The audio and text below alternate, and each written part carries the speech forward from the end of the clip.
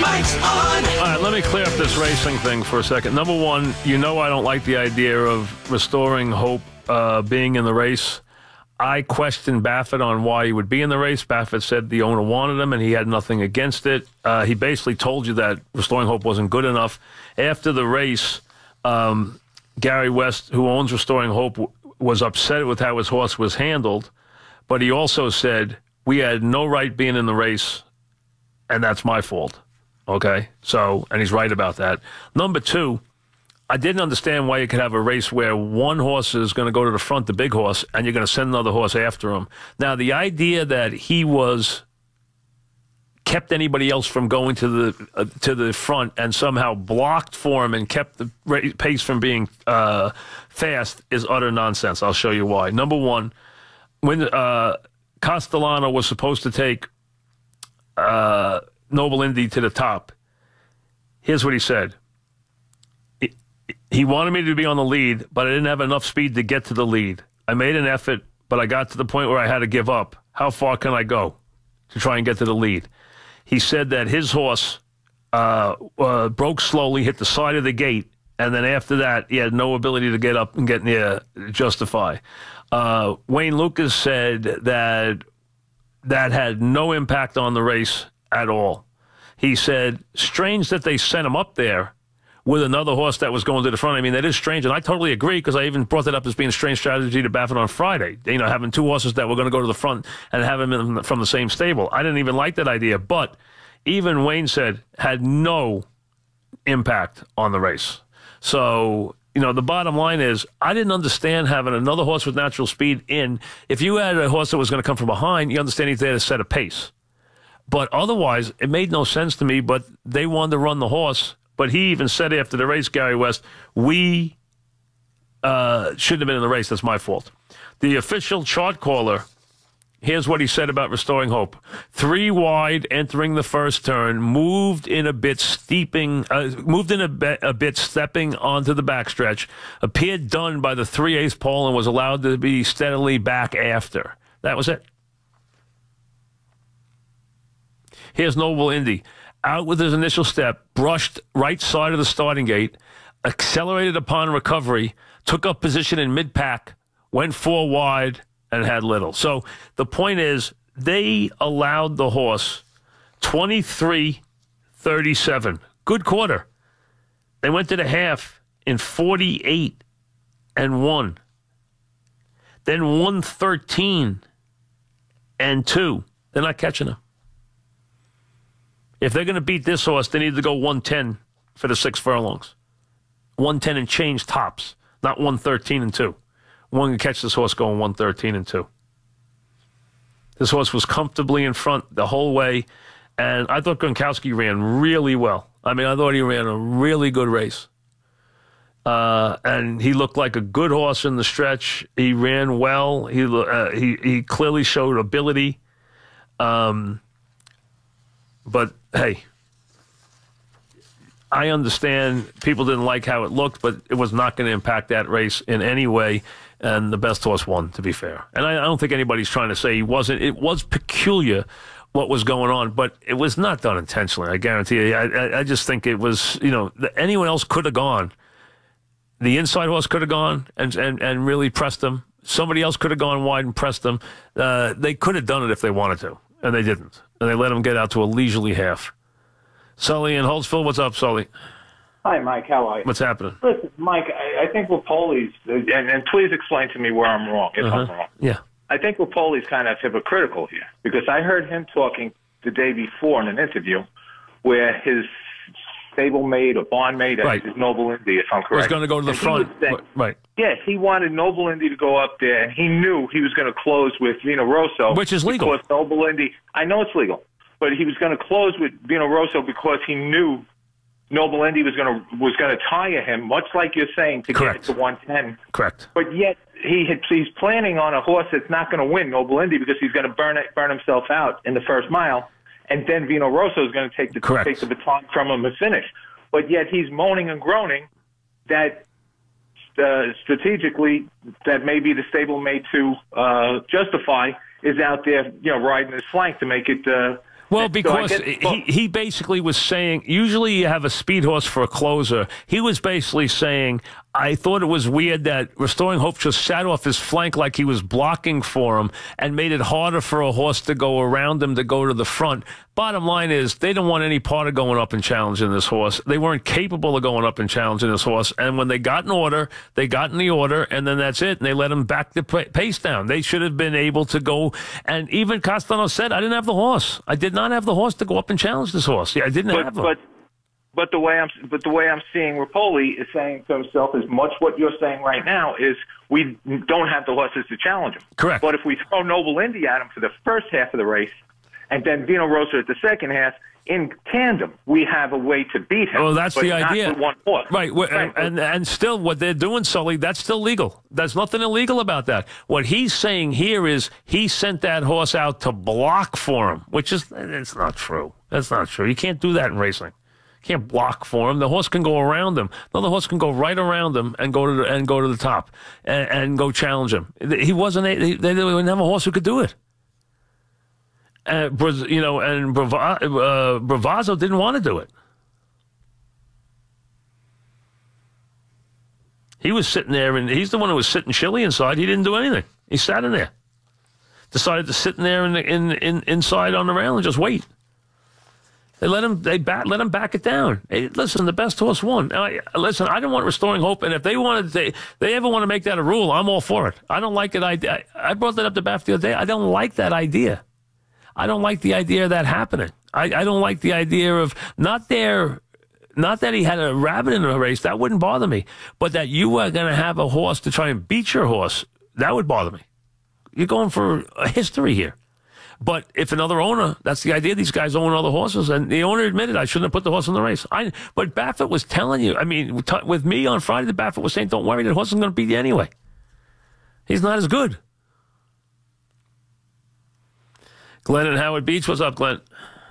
Hey, Mike, how you doing? What's happening?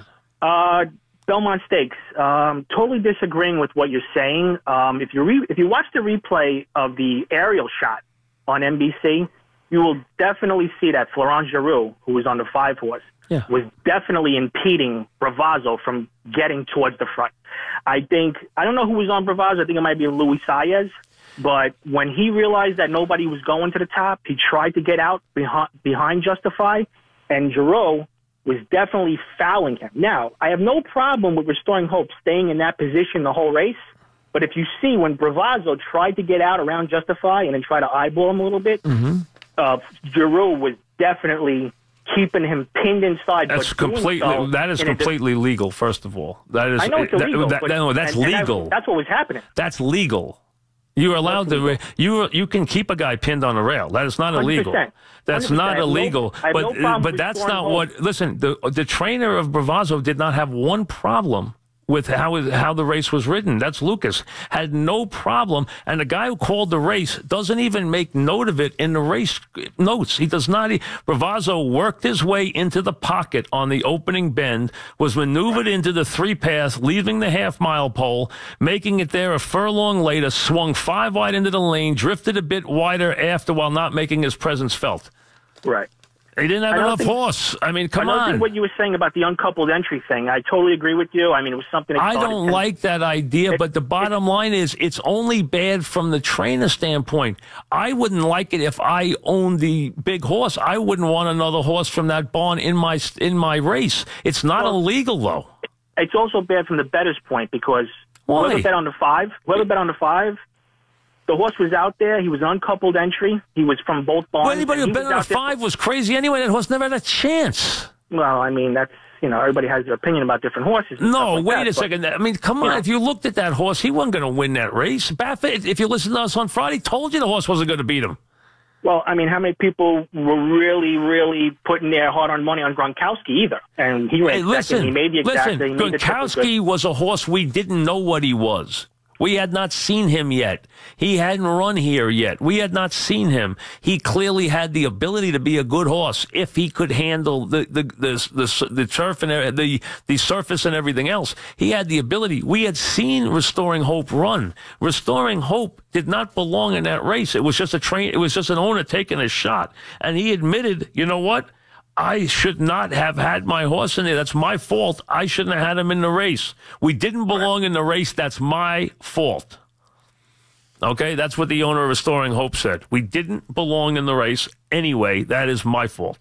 But you have a right to take a chance with your horse. But, I mean, if you looked at there are horses that have chances, and there's horses that you can look and say, hey, that horse just doesn't belong. He didn't belong in that race. That's fine. But the idea that anybody could not have gone up and made the pace, you could have. Nobody did. Ryan and Ramsey, what's up, Ryan? Hey, Mike, great show. What's happening? Before I get to my Yankee point, what is the actual profit when you win a Triple Crown? Is it just astronomical? Well, first of all, the money on the track is small potatoes compared to what you're going to make in the breeding shed. On the stud, okay. Yes. Now, this horse is going to make even more for another reason that people probably haven't even paid attention to.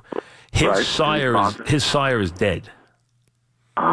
So now you can't even see, a lot of times you will go to the daddy, the sire of the horse that wins the Triple Crown. And a lot of people will want to get a horse from that horse, okay? So the horse that bred the Triple Crown winner, you can't buy a horse from Scat Daddy. He's dead.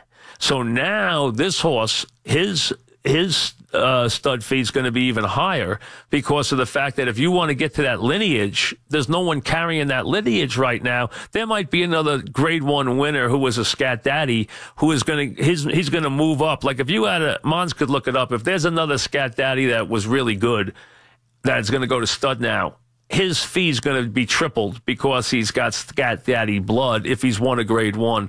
I don't know who that horse is. Mons would have to give it to me. Scat Daddy was just starting to come into his own as a sire when he died. He wasn't a big sire when he first started. He started to jump up. He was jumping up. His horses were starting to show something. He was starting to jump up. I think he was up to 35,000 when he died. They will start.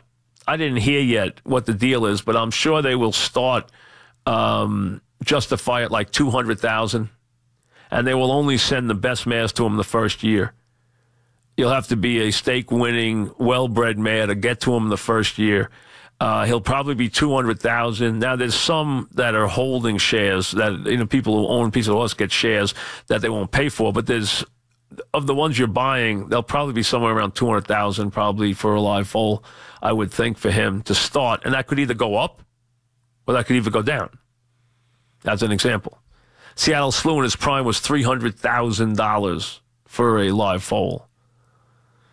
Oh, he had 4, but does he have any Grade 1 winners? Mendelssohn. Who? Mendelssohn's a Grade 1 winner. Derby. What did he win? The UAE Derby. Okay. And the Breeders' Cup. Do you have anybody who's won a really big American race as a Scat Daddy? I don't know if anyone has, off the top of my head. Well, Mendelssohn won the Breeders' Cup turf, juvenile turf. Okay, but how about a big, like the Met Mile or one of the classic races? Has anybody won one of those? I don't know if anyone has. But my point is, if there's a well-bred Scat Daddy, his numbers will probably double and triple. You got a Grade 1 winning Scat Daddy. I don't know if there's one that might be, having won one of the real prominent races or not. I'm not sure. He was just starting to grow into his own as a sire when he died. I would think they'll probably put Justify somewhere around $200,000 for a live foal to start. Now, the highest ever was Stormcat, and his prime was $500,000 for a live foal. But that was for a couple of years when he was just producing, crazy good horses. Right now, the number one horse, I believe, is Tappet at like 300,000. I think right now. I think he's first. John in Tom's River. What's up, John? Hey, Mike. How are you? What's happening? Good. 2 quick points. First of all, a couple players in the Yankees, which I wanted to point out, I think they get not underrated, but first of all, Betances is back, which is the biggest thing for the bullpen. He has stabilized the whole entire bullpen, and he looked absolutely phenomenal. I want to see Betances after the lead runner gets on base. Then I will let me see that first. Yeah, but he was just wild. At least he wasn't wild. No, he looks better, and he looks. You're right. He's not looking out of control anymore. I agree with you. And also another player. And before I get to one more point, if you don't mind, Brett Gardner, I think, has been underrated. Listen. You know that I'm an enormous Gardner fan. Yes, I even once named a horse after him. I'm a big fan of Brett Gardner. Yeah. So we've always been big Brett Gardner fans. Absolutely. Yeah. And one more point, I've been having a big argument with my friend about this. I wonder what you hold about this. With you, I happen to like Didi. I know he's getting out of the slump now, Didi. But would you, if you had a chance, Machado, paying him the amount of money you can have to pay him as a free agent, or keep Didi and keep the infield the way it is, not assuming any trades with Andrew Hart for pitchers. I'm assuming that, let's just assume for argument's sake that everything stays the same now. Would you rather have Machado over Didi when you know you have to pay Machado? No. Another right hitter. Not only that, my first option would be keep Didi. My second option would be Torres at short, and not pay anyone and play Torres at short. The Yankees do not need to pay Manny Machado, and it would be a mistake for them to pay Manny Machado. They have the right-handed hitters, and they have one that they could keep at a young age and at a cheap price in Torres for years to come, and who might put up Manny Machado numbers anyway. Anthony in Colonia, what's up, Anthony? Hey, how you doing, Mike? Good.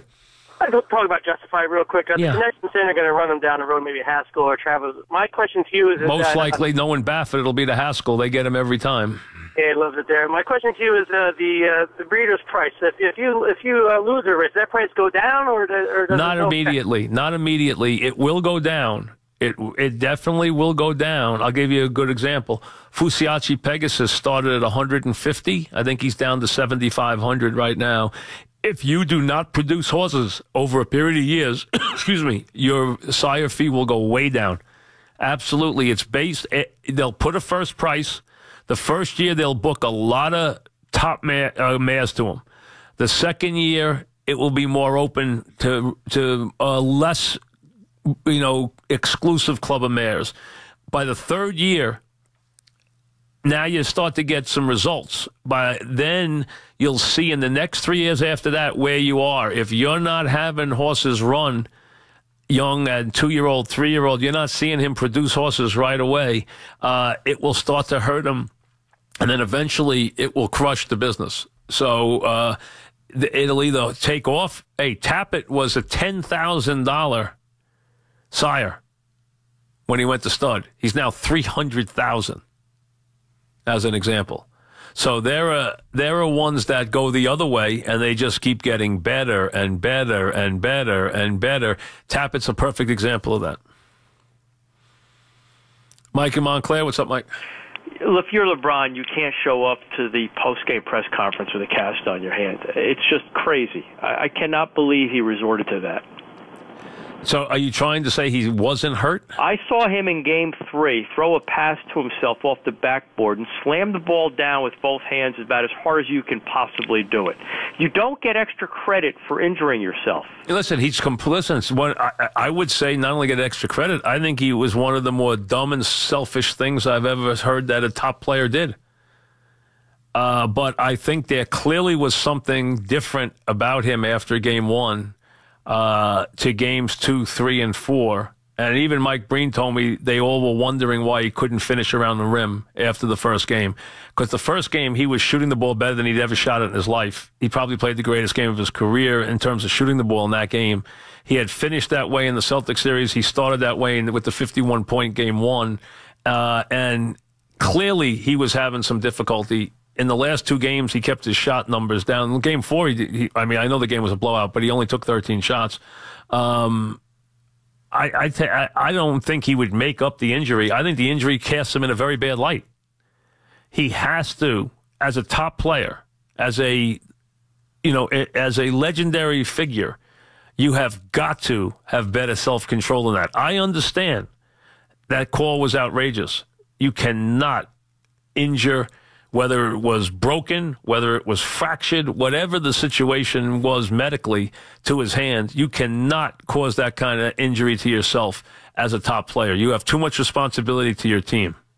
It's outrageously selfish and dumb to make that kind of move. Back after this.